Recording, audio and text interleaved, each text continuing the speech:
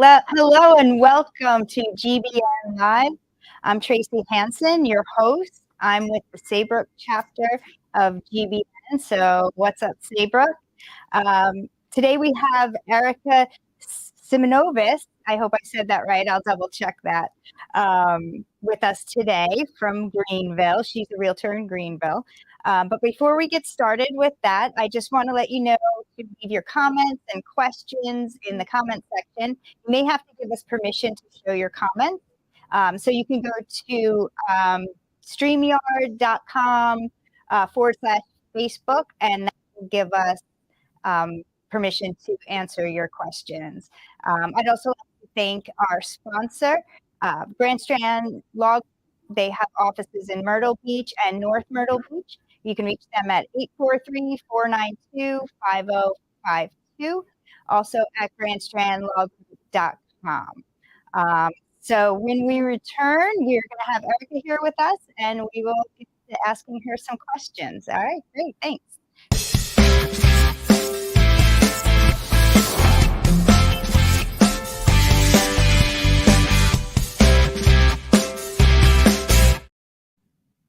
Hi, welcome back, and welcome, Erica. Thanks for being with us today. Thanks for having me. So Erica is a realtor with the Greenville Masterminds Chapter, and so we have a lot to talk about the market up in Greenville. So Erica, tell us a little bit about yourself before we get into the real estate market, because there's so much to talk about there. But where are you originally from, your family, your background? Tell us a little bit about that. Yeah, absolutely. So I am sorry, but my last name is super, super hard. I did marry into it, so it is not my fault. It is Simonavice, so Simonavice. It's one of those weird ones, and everyone gets it wrong. So I promise I'm never offended by it. But myself and my family, like most who have moved to the Greenville area recently, are not from here originally. So I was born and raised in Minnesota, made my way strangely by way of Las Vegas. And you know what? We just kind of stumbled upon the area, had some cousins out here that really kind of pushed us to come out and visit, and Greenville kind of sells itself.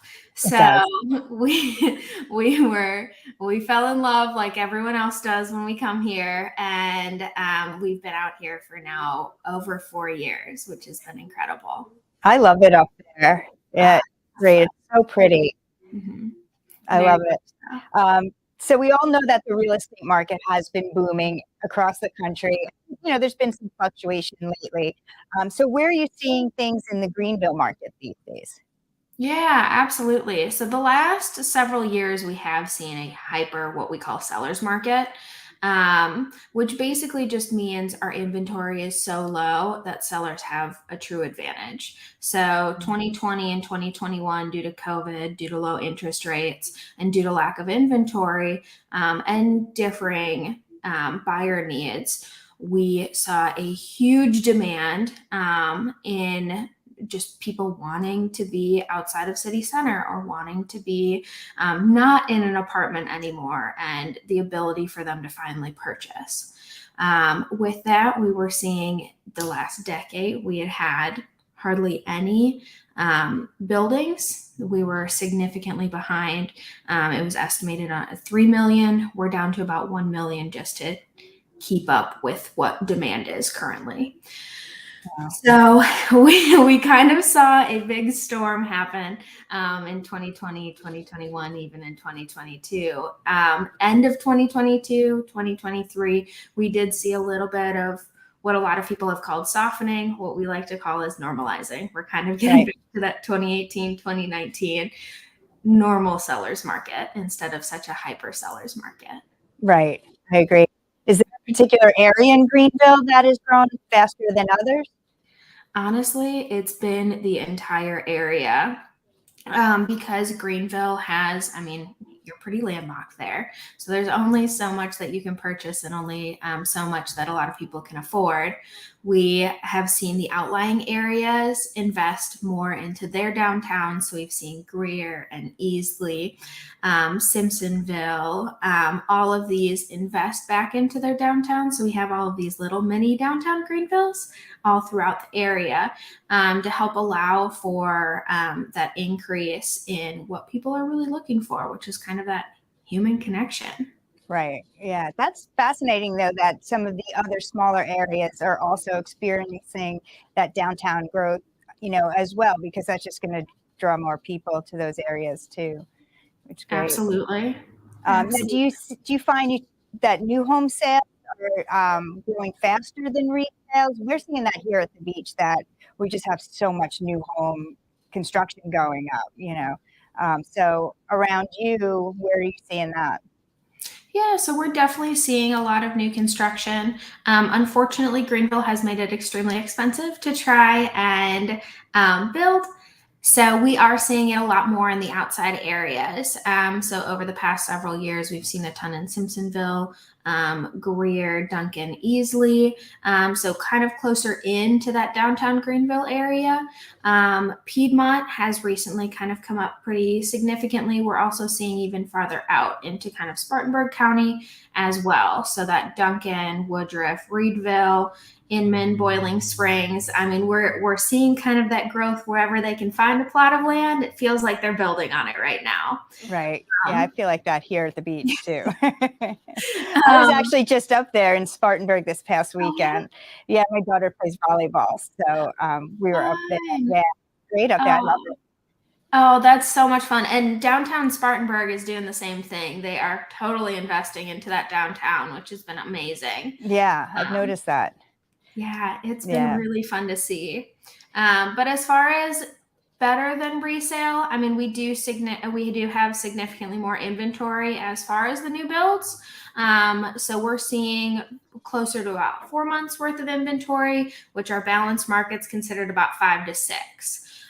Whereas our resale products, both on the single family and townhomes, are down closer to that 1.5 to 2 months worth of inventory, which is that's still low. Very, very low, very low. Yeah. So it's been a great opportunity for people who currently own a home to be able to know exactly where they're going into by having a slightly slower market, or not quite as competitive in the new homes. So we've seen pretty big wins there for our current homeowners, and then being able to sell on the back end. Right. And so it's been good, especially because a lot of the builders are still doing incentives, whether that's interest rate incentives, closing cost incentives, anything like that. Yeah, I've seen that too come back around. The builders are offering incentives again, whereas before they kind of stopped that for a little bit. They did, and they couldn't build them fast enough, so the prices kept increasing to such a significant amount that if the current buyer backed out, they would find another buyer in about a day, and it would be closed in about 30. Right. So are you seeing? Oh, I'm sorry. I have a little bit of an echo here, so that's why I'm sorry for the delay. Are you seeing an increase in more single-family homes versus the condos and townhouses? I know sometimes with the interest rates going up, people may not be able to afford that first-time home buyer, and they're going to the condos and townhouses. So what are you seeing there between those? Yeah, so absolutely. We're seeing a pretty big increase in both. So single family, depending on kind of that mid-range price point, we're seeing a pretty big increase in that. As far as kind of on that lower first-time home buyer, and then kind of on that higher end wanting to be in a specific location, we're seeing those kind of go up pretty significantly. So anything under about 300, we're seeing kind of townhomes. Anything over about 800 to $1 million, we're kind of seeing those townhomes as well. And kind of in between, we're seeing a lot more of those single family. Gotcha. Yeah. So now I know, like, over the last couple of years, there's been, the prices have been high for homes. People are paying over asking price, over appraisal. And what do you tell a client that is interested in purchasing a home, and you know that it's way overpriced or on the high end of the comps, how do you talk to them about that? Because it gets a little emotional when they see something, that they want, but maybe can't necessarily afford. Yeah, so I know it's been really hard for a lot of buyers over the past several years, getting beat out on a lot of offers, multiple offers, cash coming in. So I know we have a bit of that emotional, almost PTSD from the past several years for people. And so I hate seeing that. Because a lot of times now too, on our seller side, our sellers are trying to push the price point a little bit. And buyers just aren't attracted to that anymore. They're really just kind of writing off certain homes because they're overpriced, which is a huge detriment and actually ends up where the homes would probably sell for less than if they had priced them accurately to begin with. Yeah. So it's kind of a catch-22 there for a lot of people. But as far as if they're interested in it, no matter what, we run the comps. I give them the information, and then we discuss how, if there is multiple offers on this property, if there's something additional the seller's looking for, whether that's a time frame, that's a rent back, that's a whatever it is, to try to help increase that value, but still ultimately protect the buyer, and then just have a conversation with the listing agent, help kind of them coach their sellers to kind of bring them back to reality. And then ultimately try to get, that's our job, is to try to get the buyer and the seller to come to some sort of agreement. So ultimately the buyer can have the home that they want and the seller can have the next home or just the cash out that they want. Right. A win-win situation. Absolutely. So it's been fun. Instead of the last 2 years where we're literally just calling the listing agents, what can my buyers do to get this home? It's coming to the table with both parties this time. So it's been fun to put those puzzle pieces back together. Right. That's awesome. And it is like a puzzle, trying to have all the pieces fit together so everyone comes out smiling. Absolutely. All right. We're going to take a quick commercial break. And after the break, we will discuss whether now is a good time to buy or sell. So stay tuned and we will be right back. Hi, I'm Justice Ann. I've been a canine liaison at Grand Strand Law Group for, 30 years? What's that? You don't believe me? I meant 30 dog years, of course. First rule of lawyering, read the fine print. Anywho, my humans at Grand Strand Law Group have a combined 20 years experience. I know, not as much as me, but that's in people years. So yeah, still pretty impressive. Real estate, estate planning, or probate, you need GSLG. Grand Strand Law Group. Trust us, we have a dog.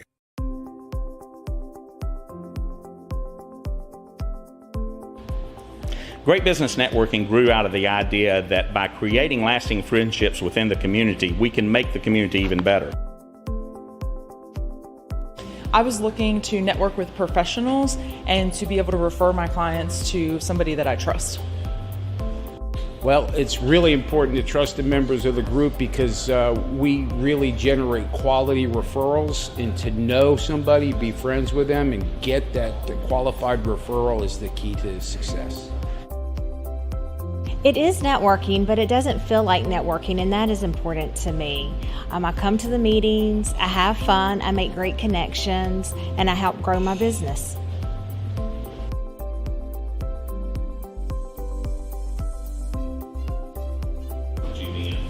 GBN, these are some of the best professionals in the market, and having that resource available to me, that's priceless.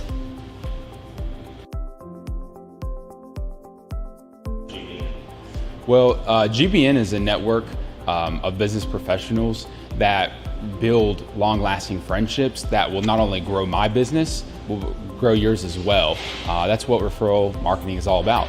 GBN really is the most important marketing for your business. Check us out today.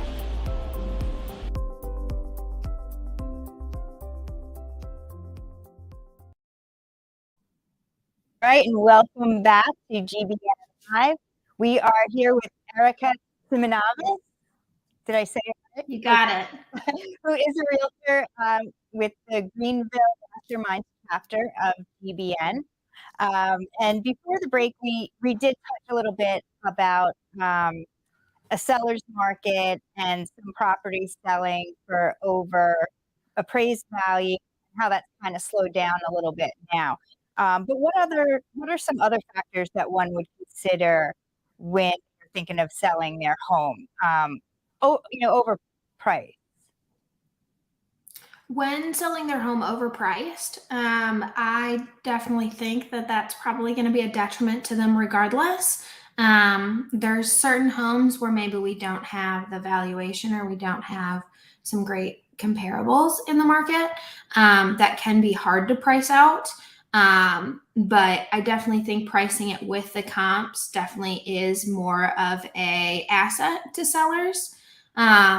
Just because we will see a lot more traction in the market with the potential of those multiple offers trying to help drive that up, not only drive up the price point, but ultimately give them better terms. Right. And also there are other things like timing to consider. Are they moving? Do they need time to move? And, are they buying another house? And when will that be finished? So there's a lot other than price too that goes into someone wanting to sell their house and getting it ready to sell, as well. What about for a buyer, someone buying a home? What are some things that they should consider in this market? Yeah. So as far as a buyer, a lot of times when we first have that conversation, we talk about a healthy budget. So a good lender will talk with them about what their capacity is for a budget for the home. So that doesn't just include the principal and interest, that also includes your taxes and insurance. We talk a lot about utilities and just making sure that all of that's going to be comfortable for them, especially for kind of that first time home buyer who's just not as familiar with that, having some money set aside for maybe repairs or things like that, depending on the home. So we talk kind of just making sure that they're not going to be house poor. It's you don't want to ever be in a situation where you don't have the money to do the things that you want to do with your life and spend all of your time and money just on your home. And you know what? Some people, that's going to be absolutely for them. But I would rather them go into it with their eyes wide open than necessarily bright-eyed, bushy-tailed. So right. No surprises after. No surprises. With that too, a lot of times we're coaching our buyers right now to see some of those homes that maybe they wouldn't originally, depending on kind of some of those comparables, depending on kind of where that valuation kind of comes in. Sometimes putting an offer on an overpriced home, but putting it on there at a more reasonable value and then just not falling in love with it.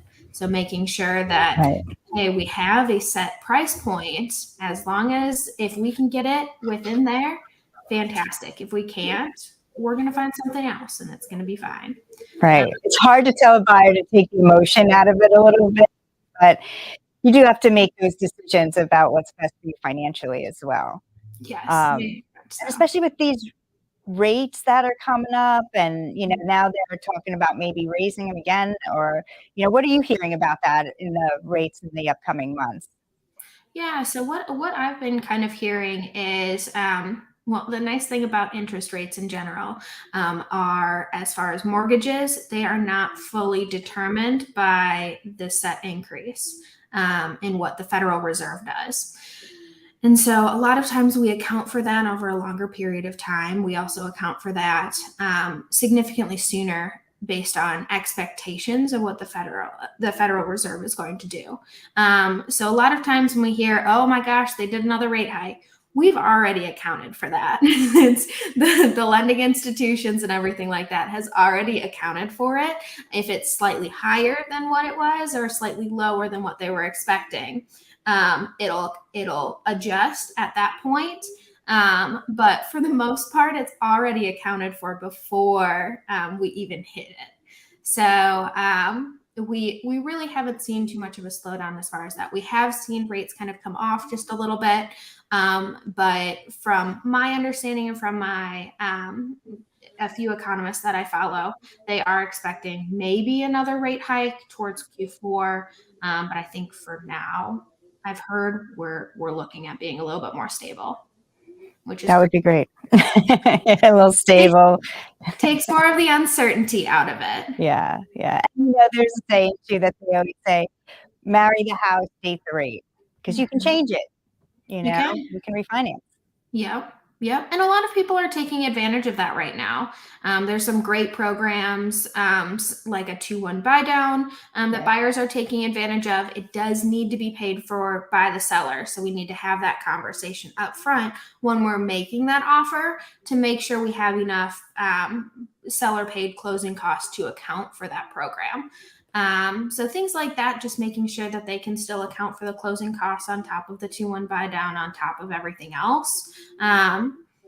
That we're just trying to have those conversations up front to help eliminate a lot of that heartburn that can come towards the end of a transaction if we just aren't prepared for it. Right. Yeah, it's best to be prepared. Very much so.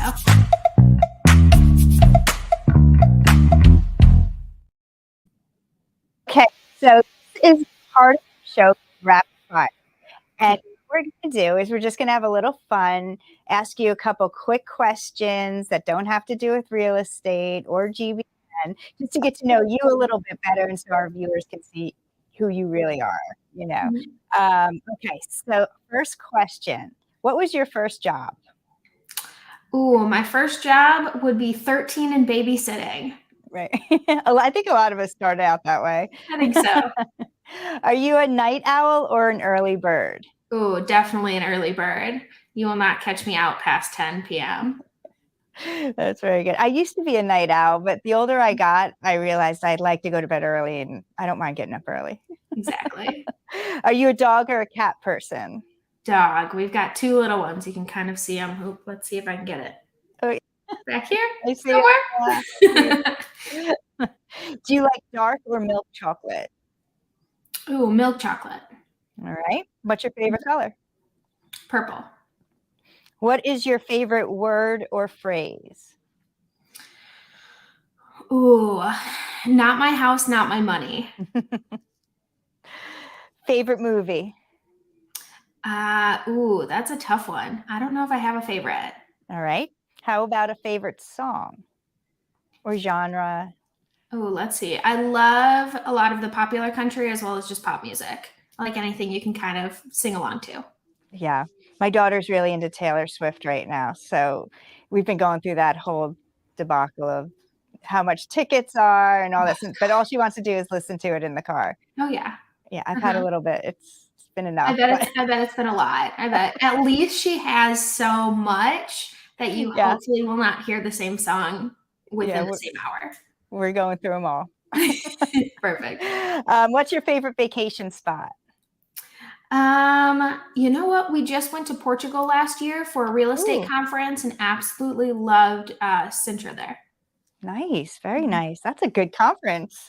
Very good. Very good. What is your favorite mobile app?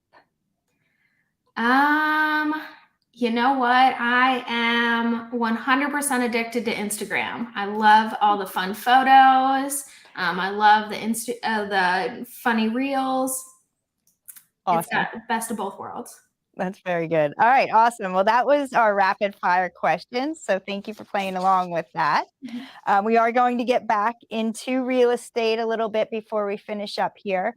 So how do you feel the market's going to do throughout the remainder of 2023? Now, I know you don't have a crystal ball, but what feelings are you getting?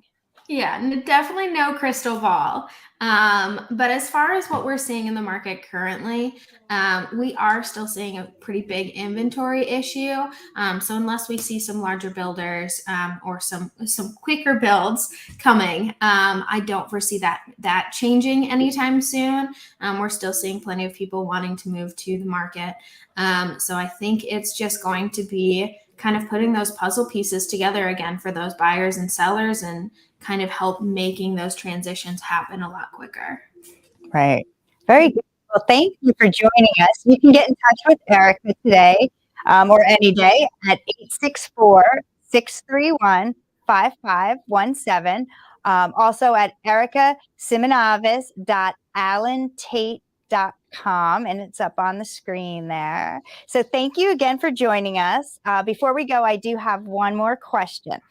So referral marketing is so important these days. And why do you feel it's important to your business? And specifically, why did you choose to be a member of GBN for that? Yeah, absolutely. So as far as for my business, sorry, I've got one of the little dogs running around. As far as for my business, I love referrals because for that, I have already had someone who likes and trusts me, is giving me a very big gift by trusting me with someone that they know, whether that's a parent, a friend, a coworker, whoever. I'm going to ultimately do the best job for them. It's one of those things I love, kind of coming back to them and being like, hey, we did this. This is fantastic. So it's just ultimately I love making other people look good. And so that's a great way for us to do this business. It is awesome. Well, thank you again for joining us, Erica. And thank you everyone for watching today. And remember, if it's Wednesday, it's GBN Live. See you next time.